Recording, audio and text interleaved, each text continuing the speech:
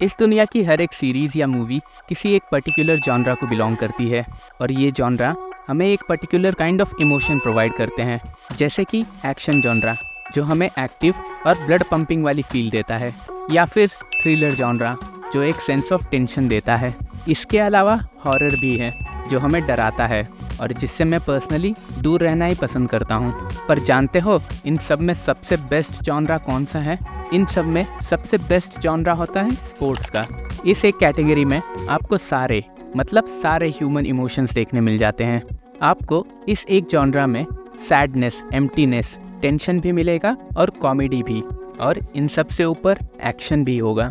हाँ, पर वो मार धाड़ वाला या खून खराबे वाला नहीं। स्पोर्ट्स जॉनरा का अपना अलग ही एक एक्शन होता है, और इसी स्पोर्ट्स जॉनरा में अगर कोई एनिमे बनती है तो आप अभी बताए गए सारे इमोशंस को डबल या ट्रिपल कर दो जो हमें एनिमे प्रोवाइड करता है। और इसीलिए एनिमे प्लस स्पोर्ट्स, इनका कॉम्बिनेशन बहुत ही खतरनाक है और शायद इसीलिए ये कॉम्बिनेशन मुझे पसंद भी आता है। आज इसी टॉपिक से रिलेटेड मैं आपके साथ वो 5 स्पोर्ट्स एनिमे शेयर करूंगा जो मुझे बेस्ट लगे।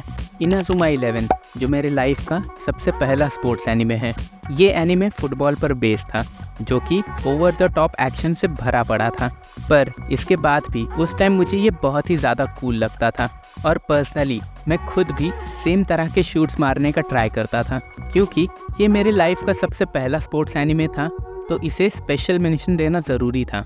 और अब यहाँ से मैं अपनी लिस्ट स्टार्ट करता हूँ। नंबर 5 पर मेरे लिए है वन आउट्स। ये बेसिकली जापानीज स्पोर्ट बेसबॉल पर बेस्ड एक एनिमे है, पर पर्सनली मुझे ये एक स्पोर्ट्स एनिमे कम और गैम्बलिंग एनिमे ज़्यादा लगा जो कि बेसबॉल के अराउंड होती है। जो लोग ये सीरीज़ देख चुके हैं उन्हें समझ आ गया होगा कि मैं किस बारे में बात कर रहा हूँ, और जिन लोगों को नहीं समझ में आया वो जाके पहले ये सीरीज़ देखें।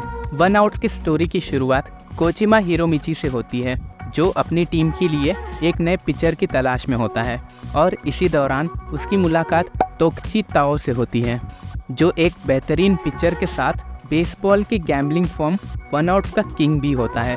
तोकची के इन्हीं स्किल्स को देखते हुए कोजिमा कैसे उसे अपनी टीम ज्वाइन करने के लिए मनाता है और कैसे आगे चल के इस पूरी सीरीज़ में गैम्बलिंग इंट्रोड्यूस होती है, ये जानने के लिए आपको सीरीज़ देखना होगा। इस सीरीज़ का एनिमेशन आज के टाइम के हिसाब से थोड़ा आउटडेटेड लग सकता है, पर जब आप इसे देखना स्टार्ट करेंगे तो सीरीज़ की स्टोरी और प्लॉट आपको पसंद आ सकता है जो आपको पूरी सीरीज़ देखने पर मजबूर कर दे, जो कि मेरे साथ हुआ। वन आउट्स इस सीरीज़ में जैसे जैसे तोकची के लिए स्टेक्स बढ़ते जाते हैं वैसे वैसे ही इस सीरीज़ को देखने का मज़ा बढ़ता जाता है, और इस चीज़ को मैंने बहुत ज़्यादा एंजॉय किया। ये सीरीज़ आपको फ्री में यूट्यूब पर ही देखने मिल जाएगी। तो अगर आपको एक साइकोलॉजिकल और थ्रिलर स्टोरीज देखना पसंद है तो आपको वन आउट ज़रूर पसंद आएगी और आपको इसे एक बार तो ट्राई ज़रूर करना चाहिए। इसके बाद आगे बढ़ते हैं नंबर 4 की तरफ, और इस पोजीशन पर मैंने रखा है ब्लू लॉक इस एनिमे को। ब्लू लॉक हाल ही में रिलीज़ हुई फुटबॉल पर बेस्ड एनिमे है और इसके प्लॉट ने मुझे सबसे ज़्यादा इम्प्रेस किया। ब्लू लॉक का बेसिक प्रीमाइस कुछ ऐसा है, जिनपाची ईगो जो जापानीज टीम को वर्ल्ड कप जिताना चाहता है, पर उसके लिए टीम ये शब्द ज़्यादा इम्पोर्टेंस नहीं रखता। उसे तलाश है एक ऐसे स्ट्राइकर की जो अपने दम पर पूरी टीम को वर्ल्ड कप जिता सके, एक ऐसे प्लेयर की जो पूरी तरह से ईगो या घमंड से भरा हो, और ऐसे ही प्लेयर की खोज के लिए उसने ब्लू लॉक नाम का प्रोग्राम शुरू किया है। अब यहाँ पे योइची इसागी जो इस सीरीज़ का प्रोटैगनिस्ट है वो कैसे इस प्रोग्राम को ज्वाइन करता है और ऐसा करने के पीछे उसका क्या मोटिव होता है, ये जानने के लिए आपको सीरीज़ देखना होगा। और इस प्रोग्राम के थ्रू उसे एक बेटर और वर्ल्ड्स ग्रेटेस्ट ईगोइस्ट स्ट्राइकर बनने की जर्नी को हम देखते हैं। इस सीरीज़ का एक और स्ट्रॉन्ग पॉइंट है इसका एनिमेशन जो CGI को खुद में इंटीग्रेट करता है और इसके थ्रू स्टोरी को और भी अच्छे से हमारे सामने प्रेजेंट करते हैं। हाँ, पर कहीं कहीं CGI नोटिस हो जाता है जिसे कि हम इग्नोर कर सकते हैं। वैसे अभी इस सीरीज़ का सिर्फ पहला ही सीज़न रिलीज़ हुआ है और अभी आगे पूरी स्टोरी आनी बाकी है, पर वो लोग जिन्हें फुटबॉल पसंद है या वो लोग जो फुटबॉल में थोड़ा इंटरेस्ट रखते हैं उन्हें ये सीरीज़ ज़रूर पसंद आएगी। और जो लोगों ने ये सीरीज़ ऑलरेडी देख चुके हैं वो अपने थॉट्स और ब्लू लॉक के नेक्स्ट सीज़न से क्या एक्सपेक्टेशंस है ये मुझे कमेंट्स में बताना।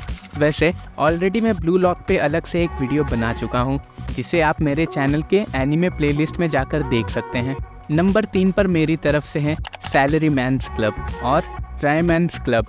ये इस पूरे लिस्ट की सबसे शॉर्ट सीरीज़ है क्योंकि इसमें सिर्फ 12 एपिसोड्स ही हैं और शायद एनिमे स्पोर्ट्स जॉनरा में सबसे अंडररेटेड भी है। सैलरीमैन्स क्लब बैडमिंटन स्पोर्ट्स के अराउंड चलने वाली एनिमे है। सैलरीमैन्स क्लब ये सीरीज़ इस पूरे लिस्ट में सबसे ज़्यादा यूनिक है क्योंकि इसकी स्टोरी हाई स्कूल से बाहर की दुनिया को एक्सप्लोर करती है जो बहुत ही कम एनिमेज में हमें देखने मिलता है। इस सीरीज़ की स्टोरी मिकोतो शिरातोरी पर फोकस करती है जो अपने पास्ट में बहुत ही शानदार बैडमिंटन प्लेयर होता था, पर कुछ अनफॉर्चुनेट इवेंट्स के कारण अब वो उतना अच्छा प्लेयर नहीं रहा। पर उसके बैडमिंटन स्किल्स को देखते हुए सनलाइट बेवरेज कंपनी उसे जॉब ऑफर करती है और यहीं उसकी मुलाकात होती है इस सीरीज़ के बेस्ट कैरेक्टर से, मियाजुमी तात्सुरु से होती है, जो उसे अपने पास्ट को पीछे छोड़ आगे बढ़ने के लिए मोटिवेट करता है। ये सीरीज़ ज़्यादातर कॉर्पोरेट लाइफ पर फोकस करती है। कॉर्पोरेट लाइफ में चलने वाली पॉलिटिक्स, एम्प्लॉयज़ का वर्क लाइफ बैलेंस और सबसे इम्पॉर्टेंट एम्प्लॉयज़ की मेंटल स्ट्रेस और अपने जॉब को लेकर अनईजीनेस और एंग्जाइटी। बैडमिंटन तो बस स्टोरी को सपोर्ट कर रहा होता है, या इसे एक कनेक्टिंग पॉइंट कहना ज़्यादा बेटर होगा, जो कंपनी के बाकी एम्प्लॉयज़ को एक दूसरे से जोड़ने का काम करता है। जब मैंने ये एनिमे देखना शुरू किया मैं इसकी दुनिया में खो सा गया था और 12 एपिसोड्स मुझे सच में बहुत ही कम लगे। सैलरीमैन्स क्लब मेरी तरफ से फुल्ली रिकमेंडेड एनिमे है उन लोगों के लिए जो हर महीने के एंड में अपनी सैलरी क्रेडिट होने का इंतज़ार करते हैं, और स्पेशली वो लोग जिन्होंने जस्ट अभी अभी अपने कॉलेज लाइफ को अलविदा कहा है और कॉर्पोरेट वर्ल्ड में अपनी लाइफ का नया चैप्टर शुरू करने जा रहे हैं या ऑलरेडी कर चुके हैं। सच में ये सीरीज़ आपको कुछ बहुत ही इम्पॉर्टेंट लेसन सिखा सकती है जो आप अपनी कॉर्पोरेट लाइफ में यूज़ कर सकते हैं। अब आते हैं मेरी लिस्ट की टॉप 2 स्पोर्ट्स एनिमे पर, जो है Haikyu and कुरोकोस basket.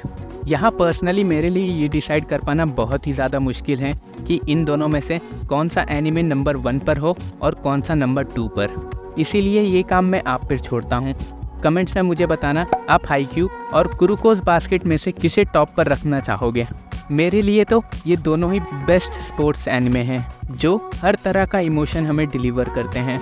Intense game में हमें एक्शन और थ्रिल प्रोवाइड करते हैं, कैरेक्टर्स की राइवलरी ड्रामा प्रोवाइड करती है और कैरेक्टर्स के बीच के नोक-झोंक कॉमेडी प्रोवाइड करते हैं। इन दोनों ही एनिमेज में हम ह्यूमंस के सारे इमोशंस फील कर पाते हैं और उन्हें ट्रूली इंजॉय भी करते हैं। हाईक्यू और कुरोकोस बास्केट, इन दोनों में बस एक ही डिफरेंस है।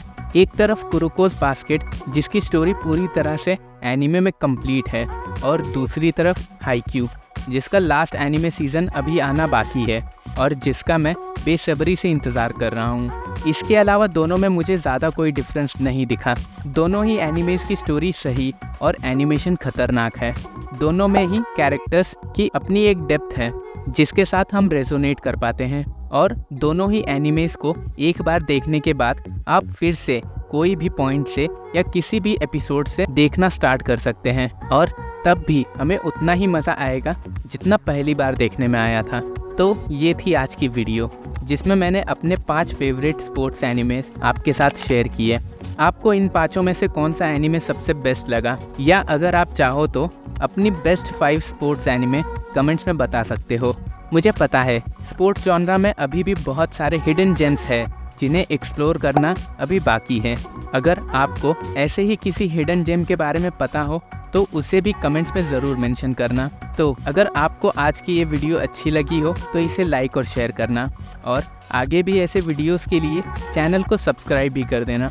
मैं आगे भी ऐसे वीडियोस लाता रहूँगा। तब तक के लिए keep imagining, take care, bye bye and जय हिंद।